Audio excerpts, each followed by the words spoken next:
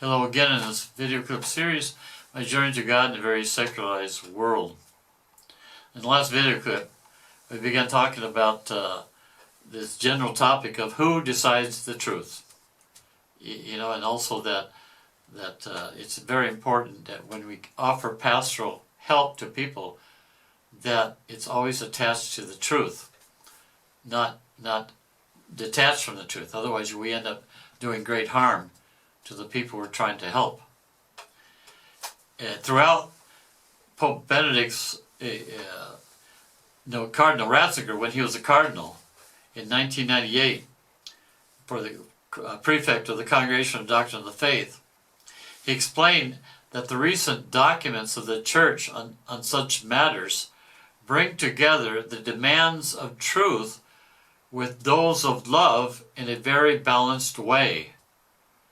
He wrote, "So while at times in the past love shone forth too little in the explanation of truth, so today there is a great danger that in the name of love, truth is either to be silenced or compromised." This essay by Cardinal Ratzinger you can find also in Observatory Romanum. The letter of the Congregation of the Doctrine of the Faith concerning the reception of Holy Communion by the divorced and remarried members of the faithful on September 14, 1994, had a lively echo in various parts of the Church. Along with many positive reactions, there were heard also not a few critical voices. In fact, for example, in a particular publication on the internet, Il Foglio, it is written that regarding the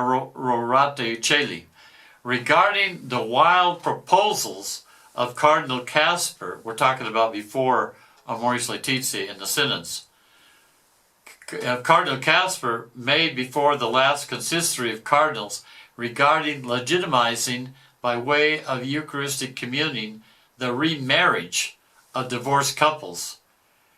We could call the Casper doctrine of marriage savage. Cardinal Carlo Cafara, Archbishop of Bologna, had the firmest possible words in an interview to Matteo Mattozzi published later.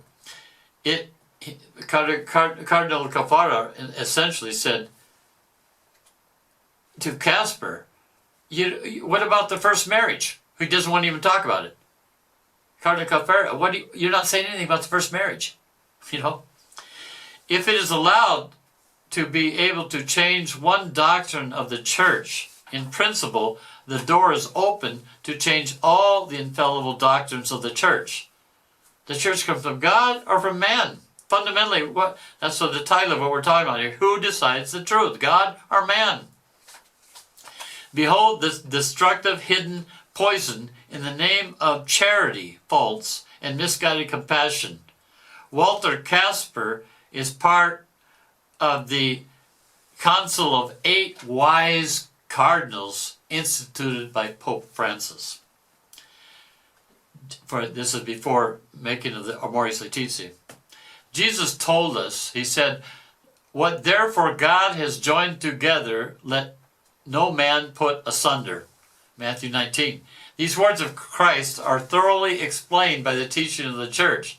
You can look at the Catechism, paragraph 2331 to 36. And we find also in an interview here on I do not identify with the expressionless faces of those who recite the rosary outside the clinics who practice interruption of pregnancy. This was published in a national paper in Italy, and it was done by the General Secretary of the Italian Episcopal Conference, Monsignor Nunzio Galantino. I'll repeat that what he said again. I do not identify with the expressionless faces of those who recite the rosary outside the clinics who practice interruption of pregnancy. He was the president of the Italian Episcopal Conference, Nuncio Galantino. It would be, I would say, it would be nice if the secretary of the Italian Episcopal Conference might try to reflect on the words of our Blessed Mother, Teresa of Calcutta, who said, I feel the greatest destroyer of peace today is abortion, because it is a direct war, a direct killing, direct murder by the mother herself. Because if a mother can kill her own child, what is left for me to kill you and you to kill me? There's nothing between. That was the words of Mother Teresa. But Galantino, he did not limit himself to a critique of the pro-life movement. He asked, what is your wish for the Italian church, was asked of him. And Galantino responded, that we can talk without taboo about any subject, of married priests, of giving the Eucharist to divorced persons, homosexuality, starting with the gospel and giving reasons for their positions. He's saying, throw out everything. Man now decides the truth because God is stupid and we know better than God. Our Lady of Akita, Japan in 1973, she told us, you remember that, she said, the work of the devil will infiltrate even the church in such a way that one will see cardinals opposing cardinals, bishops against other bishops. The priests who venerate me will be scorned and opposed by their confreres. Churches and altars sacked. The church will be full of those who accept compromise. We are living in these times. More and more, there is a big rebellion against the absolute truth, who is Jesus, even though Jesus gave us the truth for our own good. It's really similar to like kids that want to rebel against their parents, when parents give them a counsel that's for their good. Everybody wants to rebel today. The truth, big T, here on earth, is this dour combat in the Catechism 409, is always accompanied by the cross of Christ in the present moment, but leads to true joy, peace, and freedom.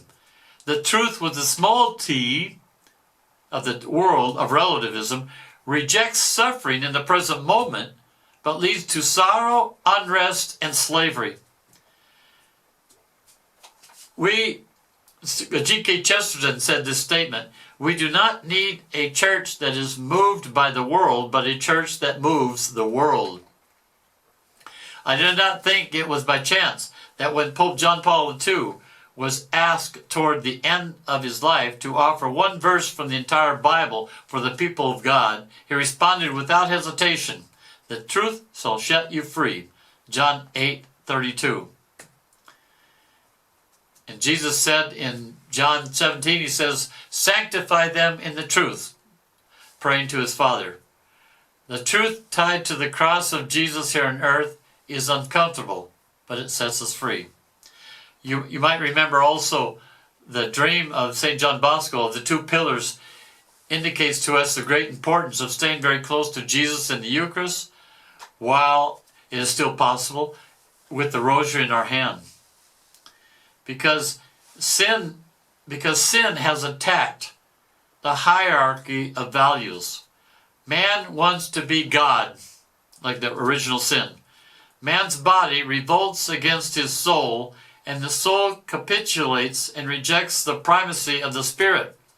Thus, bodily feelings dominate the mind, and both dominate the spirit. Morality becomes topsy-turvy, confused, and relativistic. The natural law of God is rejected. Unnatural relationships become fashionable and claim the same rights as natural relationships. Divine revelation and law are rejected.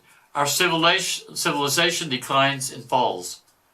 Fulton once said that we are now living in a sensate era, period, when that people are no longer governed by reason and faith, but by feelings and emotions.